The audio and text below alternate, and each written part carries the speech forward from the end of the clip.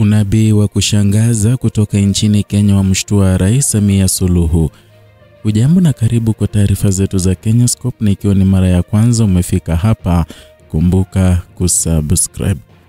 Katika tukio linalotikisa mitandao ya kijamii na kuibua hisia kali kote Afrika Mashariki, nabii maarufu kutoka nchini Kenya ameibuka na kutoa unabii unaodai kuwa mataifa matatu jirani yakiwemo Tanzania yako kwenye hatari ya kuingia kwenye kipindi cha majonzi kutokana na vifo vya viongozi wakubwa wa kitaifa.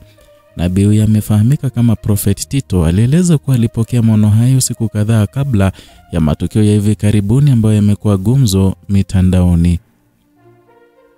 Kwa mujibu wa maelezo yake, maono hayo yalionyesha mataifa matatu yakijawa na huzuni na raia wakijitokeza kwa wingi katika maombolezo makubwa ya kitaifa. Tanzania, kulingana na alichodai kuona, ilikuwa miongoni mwa mataifa hayo, na nabii huyu alisisitiza kuwa wakati umefika kwa raia wa Afrika Mashariki kuungana kwa maombi na kumwomba Mungu kuzuia yale aliyoyaona yasitokee kwa uhalisia.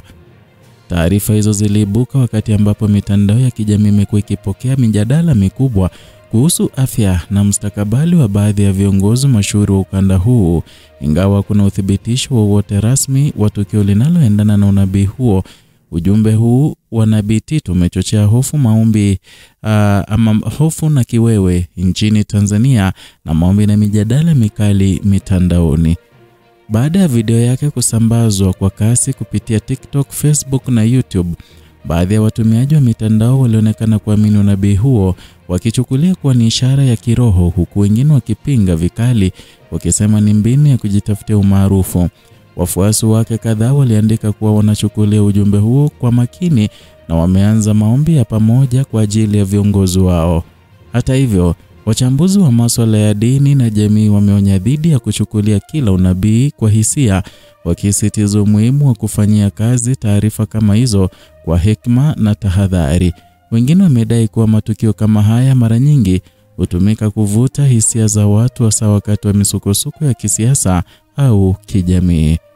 Kwa upande mwingine, wito wa nabii Tito wa kuombea mataifa ya Afrika Mashariki au kupingwa sana.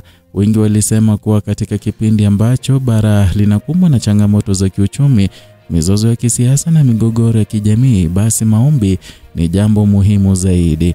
Hali hii ilionekana wazi baada ya wafuasi wake kuanzisha kampeni ya mtandao yenye ujumbe wa Pray for East Africa. Hili si jambo jipya katika bara la Afrika. Tumeshuhudia mara mingi manabii mbalimbali wakitoa utabiri wa matukio makubwa, ikiwemo vifo vya viongozi, migogoro ya kisiasa na majanga ya kiasili. Wengine walishtumiwa kwa utabiri usiotimia, huku wachache wakisifiwa kwa kuona mapema matukio yaliyotokea baadaye. Kama ilivyo kawaida, kila unabii wa aina hii huacha mjadala mpana kati ya wanaoamini kuwa ni sauti ya Mungu na wale wanaochukulia kuwa ni hofu inayotengenezwa na wanadamu. Kwa sasa macho yote yanaelekezwa kwa matukio yanayoendelea katika ukanda wa Afrika Mashariki, huku ujumbe wa nabii Tito ukiendelea kutawala vichwa vya habari na mijadala mitandaoni. Kwa sasa kinachosalia ni matumaini ya maombi.